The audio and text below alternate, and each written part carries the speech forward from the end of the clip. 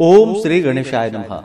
ओम नमः शिवाय। शिवरात्रि का जय श्री राधे। 15 फरवरी आप सभी का 26 दिन रविवार को पड़ा है। फाल्गुन मास कृष्ण पक्ष की चतुर्दशी तिथि के दिन महाशिवरात्रि का व्रत धारण किया जाता है। वर्ष भर में 12 शिवरात्रि का व्रत होता है, लेकिन महाशिवरात्रि व्रत का अपना बड़ा ही विशेष महत्व माना गया है। कहा जाता है इस दिन शास्त्रों के अनुसार शिवलिंग का प्राकट्य इस दिन ही हुआ था तथा भगवान शिव और माता पार्वती का विवाह संपन्न हुआ था। इस कारण से इस दिन जो भी भक्त व्रत को धारण करके भगवान शिव माता पार्वती की पूजा करते हैं, आराधना करते हैं, व्रत कथा आदि का श्रवण करते हैं, चालीसा मंत्र स्तोत्र आदि का पाठ करते हैं, तो व्यक्ति के सभी प्रकार के पापों का नाश होता है। इस व्रत में खास करके 4 प्रहर पूजन का विशेष महत्व माना गया है। वहीं पे निश्चित काल पूजन के समय में विशेष प्रकार से भगवान शिव का पूजन पूरे विधि विधान के साथ करना चाहिए। इससे व्यक्ति के जन्म जन्मांतरों के पाप नष्ट होते हैं, वैवाहिक जीवन खुशहाल होता है तथा सभी प्रकार के दुख और क्लेश दूर होते हैं। तो आइए सुनते हैं महाशिवरात्रि व्रत की कथा। तो बोलिए प्रेम से भगवान भोलेनाथ की जय, माता पार्वती की जय, सर्व देवी देवता की जय। कथा के अनुसार पूर्व काल में चित्र भानु नामक एक शिकारी था। जानवरों की हत्या करके वह अपने परिवार को पालता था। वह एक साहूकार का कर्जदार था, लेकिन उसका ऋण समय पर न चुका सकने के कारण क्रोधित साहूकार ने शिकारी को शिव मठ में बंदी बना लिया। संयोग से उस दिन शिवरात्रि थी। शिकारी ध्यान मग्न होकर शिव संबंधी धार्मिक बातों को सुनता रहा। चतुर्दशी को उसने शिवरात्रि व्रत की कथा भी सुनी। शाम होते ही साहूकार ने उसे अपने पास बुलाया और ऋण चुकाने के विषय में बात कही। शिकारी अगले दिन सारा ऋण लौटा देने का वचन देकर बंधन से छूट गया। अपनी दिनचर्या की भांति वह जंगल में शिकार के लिए निकल पड़ा, लेकिन दिन भर बंदी गृह में रहने के कारण भूख प्यास से व्याकुल था। शिकार खोजता हुआ वह बहुत दूर निकल पड़ा। जब अंधकार हो गया तो उसने विचार किया कि रात जंगल में ही बितानी पड़ेगी।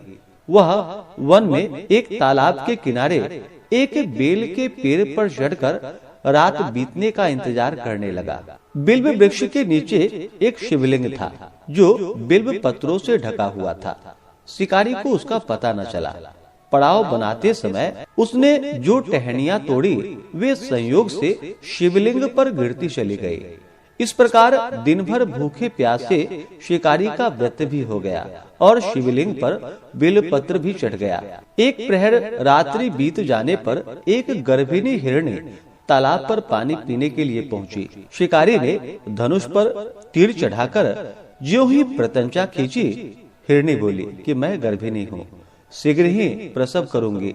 तुम एक साथ 2 जीवों की हत्या कैसे कर सकते हो, जो ठीक नहीं है। मैं अपने बच्चे को जन्म देकर शीघ्र ही तुम्हारे समक्ष प्रस्तुत हो जाऊंगी, तब मार देना। शिकारी ने प्रत्यंचा ढीली कर दी और हिरणी जंगल झाड़ियों में लुप्त हो गई। प्रत्यंचा चढ़ाते तथा ढीली करने के वक्त कुछ बिलपत्र फिर से ही अनायास ही टूटकर शिवलिंग पर गिर गए। इस प्रकार उसने अनजाने में ही प्रथम प्रहर का पूजन संपन्न कर लिया। कुछ ही देर बाद एक और हिरणी उधर से निकली। शिकारी की प्रसन्नता का ठिकाना न रहा। समीप आने पर उसने धनुष पर बाण चढ़ाया। तब उसे देखकर हिरणी ने विनम्रता पूर्वक निवेदन किया कि हे शिकारी, मैं थोड़ी देर पहले ही ऋतु से निवृत्त हुई हूँ, कामातुर विरहिणी हूँ, अपने प्रिय की खोज में भटक रही हूँ। मैं अपने पति से मिलकर शीघ्र ही तुम्हारे पास आ जाऊंगी। शिकारी ने उसे भी जाने दिया। 2 बार शिकार को खोकर उसका माथा ठनक पड़ा। वह चिंता में पड़ गया। रात्रि का आखिरी प्रहर बीत रहा था। इस बार भी धनुष से लगकर कुछ बेलपत्र शिवलिंग पर जा गिरा तथा दूसरे प्रहर की भी पूजा उससे संपन्न हो गई। तभी एक अन्य हिरणी अपने बच्चों के साथ उधर से निकली। शिकारी के लिए यह बड़ा ही स्वर्णिम अवसर था। उसने धनुष पर तीर चढ़ाने में देर नहीं लगाई। वह तीर छोड़ने ही वाला था कि हिरनी बोली, हे शिकारी, मैं इन बच्चों को इनके पिता के हवाले कर कर लौट आऊंगी, इस समय मुझे मत मारो।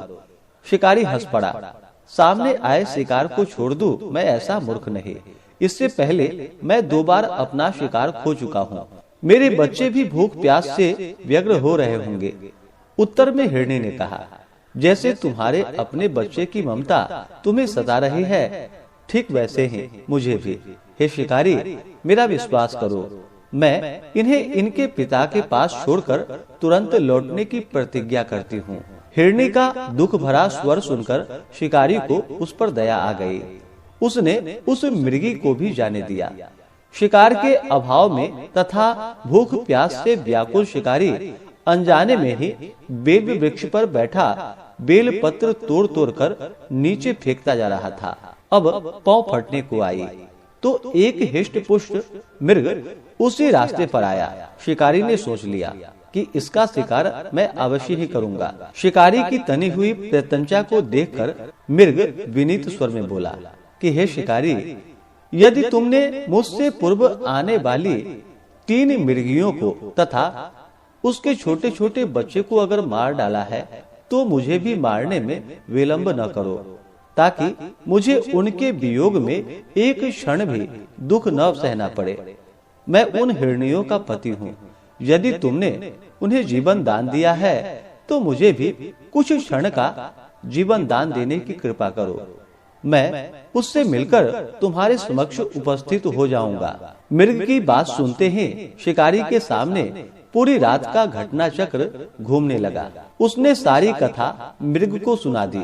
तब मृग ने कहा, मेरी 3 पत्नियां जिस प्रकार प्रतिज्ञाबद्ध होकर गई है, मेरी मृत्यु से अपने धर्म का पालन नहीं कर पाएंगी। अतः जैसे तुमने उन्हें विश्वास पात्र मानकर छोड़ा है, वैसे ही मुझे भी जाने दो। मैं उन सबके साथ तुम्हारे सामने शीघ्र ही उपस्थित हो जाऊंगा। शिकारी ने उसे भी जाने दिया। इस प्रकार प्रातः काल हो गई। उपवास, रात्रि जागरण तथा शिवलिंग पर बेल पत्र चढ़ने से अनजाने में ही पर शिकारी की पूजा पूर्ण हो गई। पर अनजाने में की हुई पूजन का परिणाम उसे तत्काल प्राप्त हुआ। शिकारी का हिंसक हृदय निर्मल हो गया। उसमें भगवत शक्ति का वास हो गया। थोड़ी ही देर बाद वह मृग सपरिवार शिकारी के समक्ष उपस्थित हो गया ताकि वह उसका शिकार कर सके। किंतु जंगली पशुओं की ऐसी सत्यता, सात्विकता एवं सामूहिक प्रेम भावना को देखकर शिकारी को बड़ी गिलानी हुई। उसने मृग परिवार को जीवन दान दे दिया। अनजाने में शिवरात्रि के व्रत का पालन करने पर भी शिकारी को मोक्ष की प्राप्ति हुई। जब मृत्यु काल में यमदूत उसके जीवन को लेने आए तो शिव गणों ने उन्हें वापस भेज दिया तथा शिकारी को शिवलोक ले गए। शिव जी की कृपा से ही अपने इस जन्म में राजा चित्रभानु अपने पिछले जन्म को याद रख पाए तथा महाशिवरात्रि के महात्म्य को जानकर उसका अगले जन्म में भी पालन कर पाए। शिकारी की कथा के अनुसार महादेव तो अनजाने में किए गए व्रत का फल भी दे देते हैं, पर वास्तव में महादेव शिकारी की दया भाव से प्रसन्न हुए। अपने परिवार के कष्ट का ध्यान होते हुए भी शिकारी ने मृग परिवार को जाने दिया। यह करुणा ही वस्तुतः उस शिकारी को उत्कृष्ट बना देती है, जो सिर्फ रात्रि जागरण, उपवास एवं दूध दही बेल पत्र आदि द्वारा शिव को प्रसन्न कर लेना चाहते हैं। इस कथा में सबसे महत्वपूर्ण बात यह है कि इस कथा में अनजाने में हुए पूजन पर विशेष बल दिया गया है। इसका अर्थ यह नहीं कि शिव किसी भी प्रकार के किए गए पूजन को स्वीकार कर लेते हैं अथवा भोलेनाथ जाने या अनजाने में हुए पूजन में भेद नहीं कर सकते। वास्तव में वह शिकारी शिव पूजन नहीं कर रहा था। इसका अर्थ यह भी हुआ कि वह किसी तरह के किसी फल की कामना भी नहीं कर रहा था। उसने मृग परिवार को समय एवं जीवन दान दिया, जो कि शिव पूजन के समान है। शिव का अर्थ ही कल्याण होता है। उन निरीह प्राणियों का कल्याण करने के कारण ही वह शिव तत्व को जान पाया तथा उसका शिव से साक्षात्कार हुआ। तो बोलिए प्रेम से भगवान भोलेनाथ की जय, माता पार्वती की जय। इस बार महाशिवरात्रि का व्रत जो कि 15 फरवरी 2026 दिन रविवार को पड़ा है, इस व्रत को चतुर्दशी रात्रि व्यापनी तिथि ली जाती है। फाल्गुन मास की चतुर्दशी तिथि प्रारंभ समय जो कि 15 फरवरी 2026 दिन रविवार शाम 5:04 और चतुर्दशी तिथि की जो समाप्ति है वह 16 फरवरी 2026 दिन सोमवार शाम 5:34 पे चतुर्दशी तिथि की समाप्ति है। इसे रात्रि व्यापनी चतुर्दशी ली जाती है। इस कारण से 15 फरवरी को व्रत है। अब जानते हैं शुभ मुहूर्त पूजन समय के बारे में। 15 फरवरी को ब्रह्म मुहूर्त का समय सुबह 5:21 से सुबह 6:12 तक होगा। अभिजीत मुहूर्त का समय दोपहर 12:15 से दोपहर 12:59 तक होगा। प्रदोष काल पूजा समय शाम 6 बजे से लेकर के रात्रि 8:38 तक होगा। रात्रि में प्रथम प्रहर पूजन का समय यानी कि 15 फरवरी की शाम पहला प्रहर का पूजन शाम 6:11 से रात्रि 9:23 तक होगा। दूसरे प्रहर का पूजन रात्रि 9:23 से रात्रि 12:36 तक होगा। तीसरे प्रहर का पूजन रात्रि 12:36 से सुबह के यानी कि 16 फरवरी सुबह 3:47 तक होगा। चतुर्थ प्रहर का पूजन 16 फरवरी की सुबह 3:47 से सुबह 6:59 तक होगा। विशेषकर निशीत काल पूजन का विशेष महत्व माना गया है। तो निशीत काल पूजा का मुहूर्त 15 फरवरी की रात्रि यानी कि 16 फरवरी 12:11 से 1:02 तक होगा। इस दौरान निश्चित काल में विशेष प्रकार से भगवान शिव जी का पूजन करे तो बड़ा ही पुण्य फलदायी होगा। महाशिवरात्रि जो भी व्रत धारण करेंगे, व्रत का पारण 16 फरवरी को सुबह 7 बजे से लेकर के दोपहर 3:24 तक व्रत का पारण किया जाएगा। आप इस समय में कभी भी पारण का कार्य संपन्न कर सकते हैं। जो भी महाशिवरात्रि का व्रत धारण करते हैं उन्हें दिन रात्रि उपवास रह करके व्रत को धारण करना चाहिए। शिव के पूजन में, शिव जी के व्रत में जो कि अन्न ग्रहण नहीं करना चाहिए। दिन रात्रि उपवास रहें, यह संभव ना हो पाए तो आप फलाहार ग्रहण करके व्रत को धारण करें। व्रती को प्रातः काल उठ करके नित्य क्रियाओं से निवृत्त होकर के स्नान आदि करके शुद्ध वस्त्र धारण करके व्रत का संकल्प ले मन ही मन भगवान शिव जी से प्रार्थना करे कि आज मैं फाल्गुन मास कृष्ण पक्ष की चतुर्दशी तिथि के दिन महाशिवरात्रि का व्रत धारण करने जा रहा हूँ या करने जा रही हूँ। इस प्रकार से भगवान से प्रार्थना करे कि मेरा यह व्रत पूर्ण हो, हमें पुण्य फलों की प्राप्ति हो, आप हमें आशीर्वाद प्रदान करें। आपके मन में जो भी इच्छा हो, जो भी कामना हो, वह भगवान शिव माता पार्वती से कहें और दिन रात्रि उपवास रह करके भगवान का जो कि आप इस दिन सुबह के समय में और रात्रि में खास करके 4 प्रहर विशेष प्रकार से पूजन का महत्व माना गया है। प्रत्येक प्रहर में भगवान शिव जी का जो कि पूरे विधि विधान के साथ पूजन करना चाहिए।